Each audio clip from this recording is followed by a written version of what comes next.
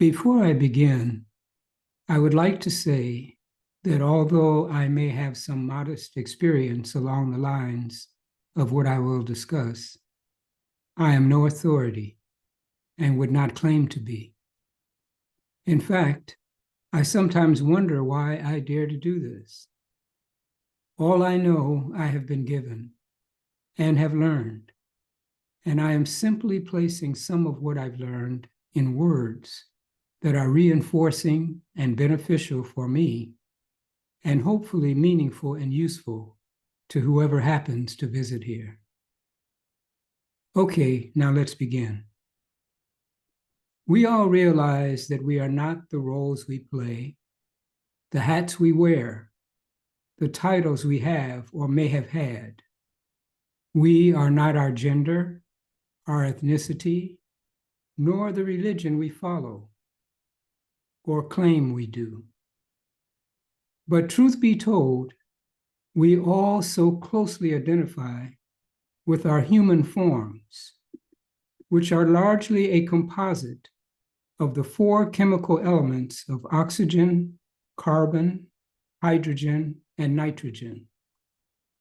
These four, along with a few others, are found in various molecular combinations throughout our bodies, which have been referred to by sages as a mere bundle of blood, bones, organs, and tissues.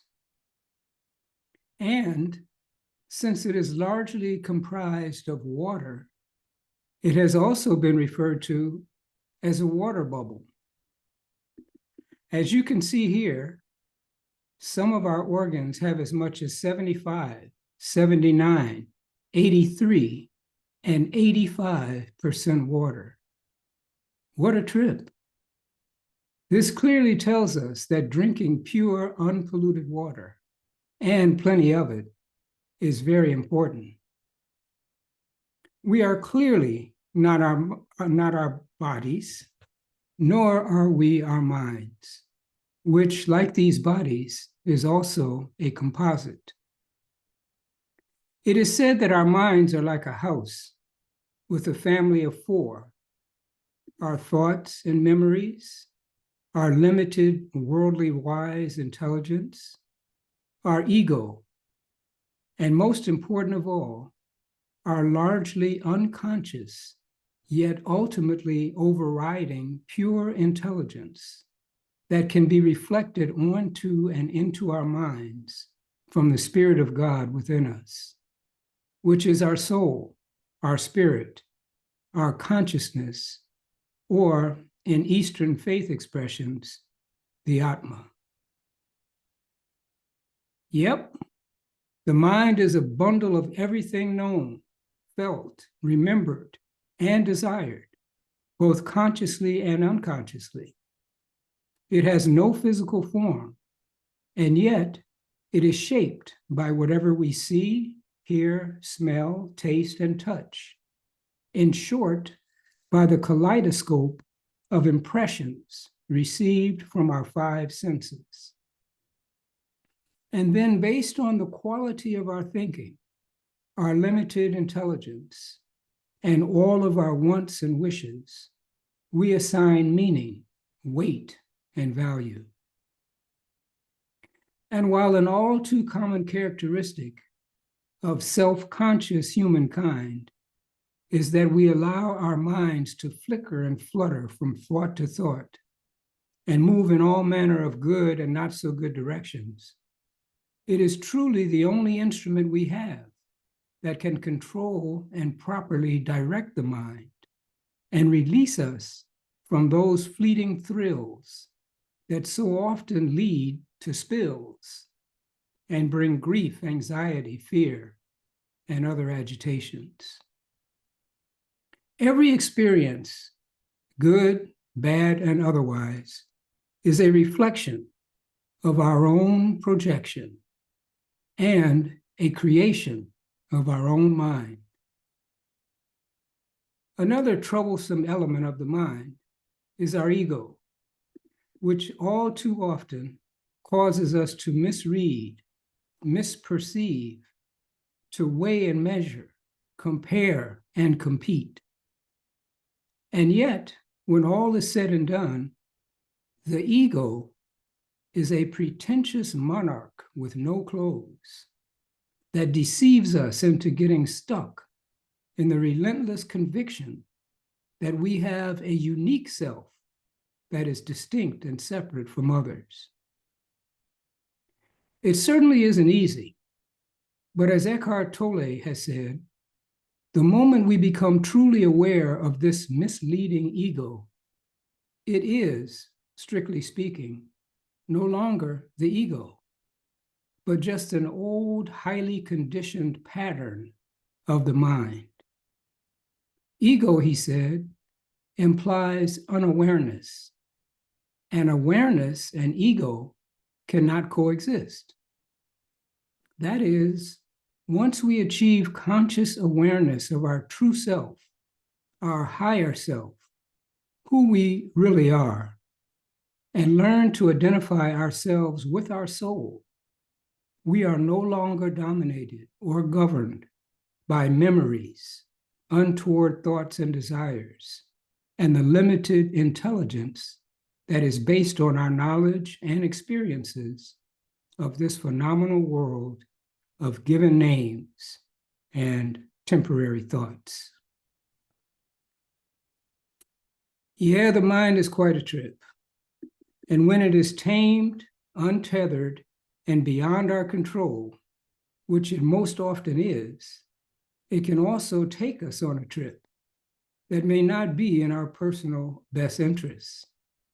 And this can occur at warp speed and well before we even realize it. An unrefined mind will also block our awareness of our soul if we don't get on board and align it with the master plan of peace and freedom that the Creator has designed for us. And this, of course, suggests the understanding that wherever our mind goes, there too our energy flows. In my younger years, I would naively ask myself, why is it that if my mind is mine and an attribute of me, why can't I make it do what I want it to do? Why can't I make it work more in my favor? Why do I let it stir up old memories and bring regret, worry, and all kinds of stale and unsavory food to my table?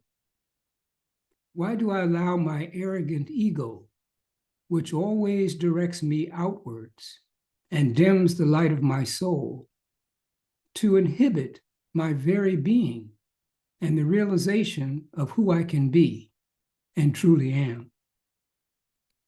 Well, now I know. Now I know it's not so easy to control my thoughts, let go of the past, live in the present, rein in my lower level desires, and not worry about what will always be in what we call the future. So again, we return to that timeless question and the title of this post. If I am not this, then who am I? But now we also have a new question, and that is, how can I know? Knowing and how to know require the removal of ignorance and the cultivation of wisdom.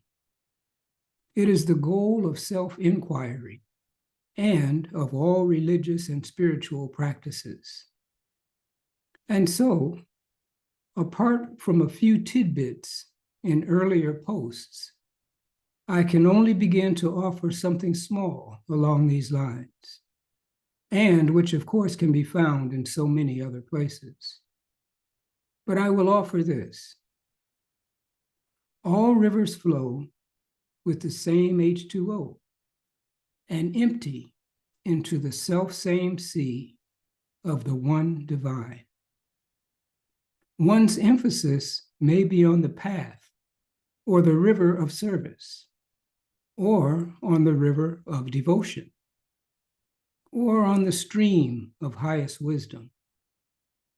But these three, service, devotion, and wisdom, will always be present, never separate, and will always overlap in any authentic teaching and practice, for each informs and flows with the others. But we may also have an emphasis on one or another.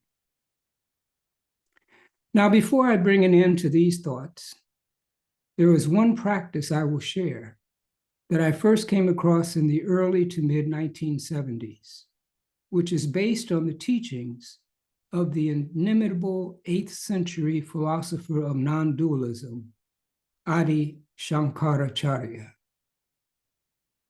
He said that we should engage in a highly rational process of self-inquiry that he termed neti neti, which translates, not this, not this.